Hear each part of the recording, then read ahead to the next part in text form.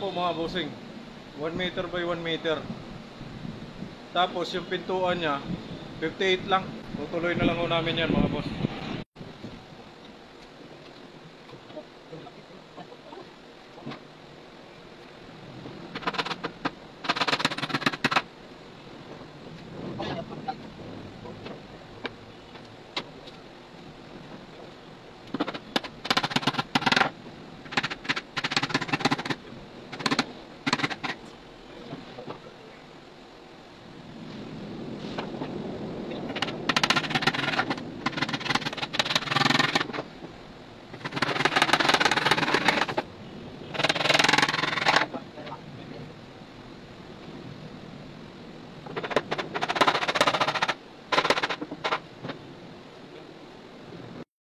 Yung ginagawa namin na cabinet mga bossing,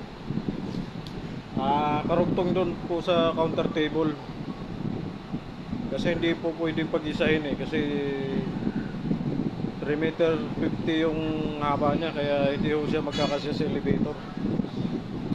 Yan. Ngayon pa lang po namin umpisahan kasi tapos na po yung mga mga decor. Matagal po din siya nakatambay. Kabit na po natin mga bossing. Meron po ako isang basher na ang sabi niya, kapag siya daw nagkakabit ng laminate formica, hindi na raw po siya naglalagay ng sapin. Diretsuhan na lang daw po siya. Sa tingin niya, siguro niniwala ako sa kanya, pero sa totoo lang hindi po ako naniniwala kasi mahirap po maglagay ng laminate na wala po kayong isasapin. Kasi didikit po siyempre yan, kunting sagi lang, didikit na po yan. Ganun po talaga mga bossing, pag sobrang galing na yung tao, yung mga ginagawa natin parang easy na lang sa kanila, pero wala naman po silang maipapakita. So yun lang po mga bossing.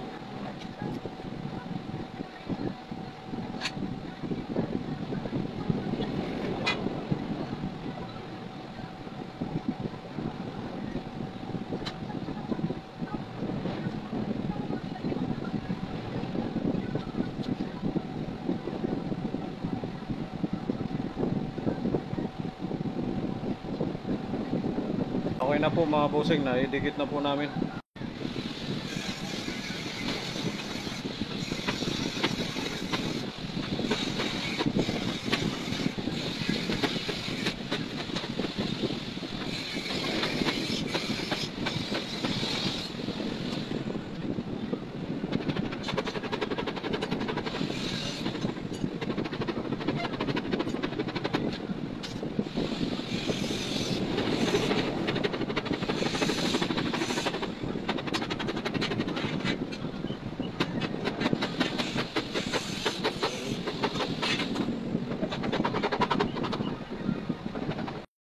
Po muna raragbihan natin mga bossing.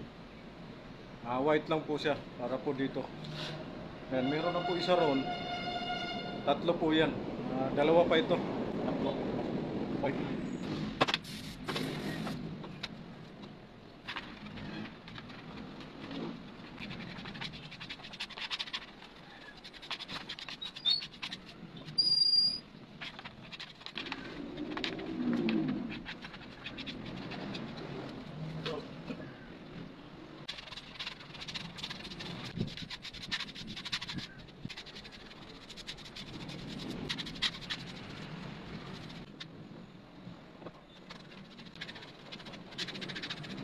Hintayin lang po natin matuyo na eksaktong tuyo mga bossing, tsaka natin ididikit natin yun mga bossing. Dito po. Yan.